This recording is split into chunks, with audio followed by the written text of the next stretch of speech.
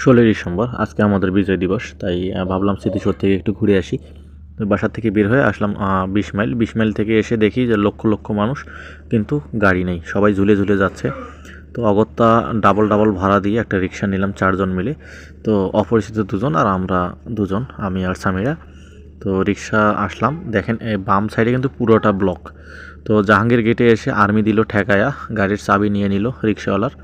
তো এই যে হোন্ডার চাবিও নিয়ে নিচ্ছে, মানে ডান দিকে আসার কারণে এই সমস্যাটা। তো বাম দিকে যেহেতু প্রচুর ভিড়, রিক্সাওয়ালা একটু হেয়ার পাকনামি করে ডান দিকে আসছিল, যাক তার চাবি নিয়ে নিছে, সে রিকোয়েস্ট করে আর কি।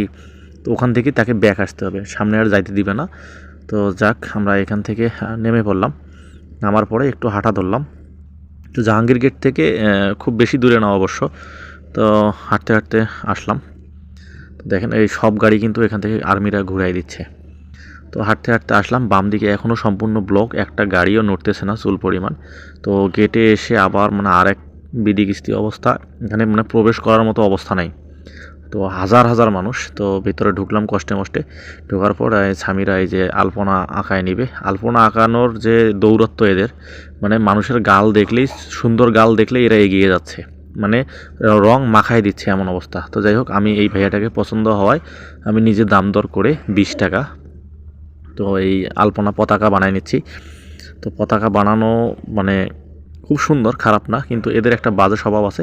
এরা সুন্দর গাল দেখলে এরা মানে তুলি নিয়ে এগিয়ে যায়, রং মাখায় দেয়, কিংবা মানে আপনাকে বাধ্য করবে, ইনসিস্ট করবে, এরকম একটা অবস্থা। কিন্তু অন্যান্য দিনে ফটোগ্রাফাররাও এরকম ইনসিস্ট করে। যাই হোক, ভাইয়াটা ভালো করে আলপনা আঁকায় দিচ্ছে। আলপনা আঁকানো শেষ। তো শেষের দিকে আমরা আবার মানে ভিতরে যাব, এটা হলো গেটের সাথেই। তো এত পরিমাণ মানুষ, যেটা বলার মতো না, মানে পা ফালানোর জায়গা নাই। যে এক খালা ফুল বিক্রি করতেছে 30 টাকা পিস, যেটা গোলাপ গ্রামে গেলে মাত্র 10 টাকা 5 টাকা দিয়ে পাওয়া যায়। তো আলপনা আঁকাই দিচ্ছে ঠিকই, কিন্তু 16ই লিখছে, ডিসেম্বর লেখে নেই। যাই হোক, ভিতরে ঢুকলাম, দেখেন এই যে ভিতরে শরবত বিক্রি করতেছে, ফুলের মালা বিক্রি করতেছে, ফুলের যে মানে যা কিছু আছে এগুলো বিক্রি করতেছে। এই যে আরেকজনের হেলিকপ্টার উড়াই দিছে। তো এই যে মাফলার বিক্রি করতেছে, এই যে আরেক ভাই দেখেন আচার বিক্রি করতেছে, আমরা জলপাই বিক্রি করতেছে।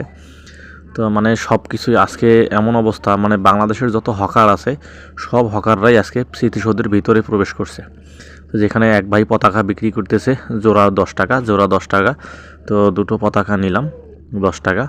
তো যারা এরকম হ্যান্ড ফ্ল্যাগগুলো নেন, অনেকেই আছে ফালাই দেন রাস্তায়, যেটা আমাদের পায়ের নিচে চলে আসে, পায়ের নিচে আমরা অনেকে মারিয়ে যাই। তো এই কাজটা অনেকেই করবেন না।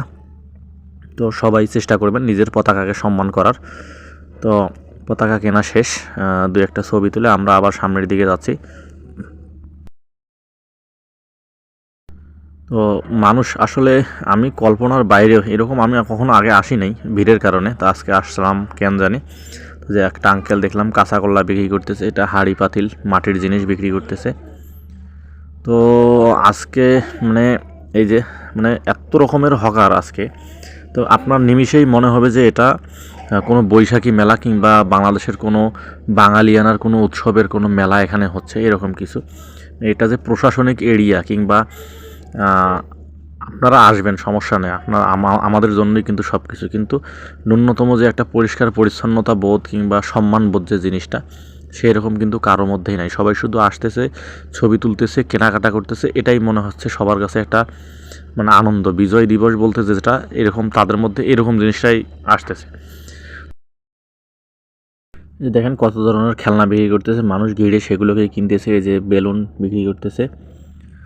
তো যাক, আমরা স্বাধীন, সবাই স্বাধীন। এখনকার মানুষকে ভালো মন্দ অনেক কিছুই বলা যায় না।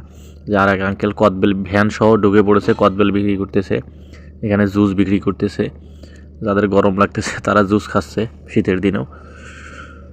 তো মানুষজন এই যে পুরো ভ্যান গাড়ি সমেত, মানে পারলে হয়তো ট্রাক ঢুকাইতো, এরকম অবস্থা।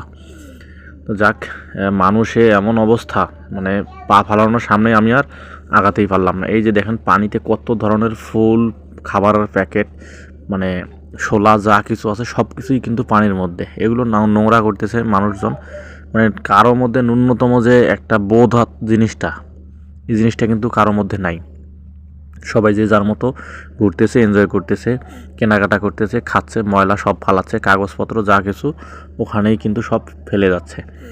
তো যাক, সব কিছুর জন্যই আমরাই, কিন্তু এসব যে আমাদের টাকায় আবার পরিষ্কার করা হবে এই জিনিসটা কিন্তু কারোর মধ্যে নাই।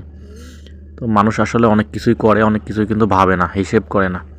লাস্টে দিন শেষে যখন মানুষ আসলে বুঝতে পারে আমার পকেট কেন ফাঁকা, আমি জিনিসের দাম কেন বেশি দিয়ে কিনতেছি, এই জিনিসটা কিন্তু কেউই বোঝে না। এই যে দেখেন এত সুন্দর সুন্দর ফুলগুলো লাগিয়েছে, চারা গাছগুলো লাগিয়েছে, সব কিছু মানুষ ভেঙে চুড়ে উপড়ে, মানে এমন একটা অবস্থা, মানে ওইভাবেই কেন ছবি তুলতে হবে, ওখানে গিয়ে ওইভাবেই কেন ছবি তুলতে হবে, এরকম একটা অবস্থা। তো আসলে মানুষগুলো এত সুন্দর সুন্দর সেজে গুজে আসছে, কিন্তু তাদের মধ্যে যে দেশপ্রেম, যে আমাদের নিজস্ব সম্পদ, আমাদের সরকারি সম্পদ, পাবলিকের সম্পদ, এগুলো যে আমাদেরকে রক্ষণাবেক্ষণ করতে হবে, এটা কিন্তু নাই।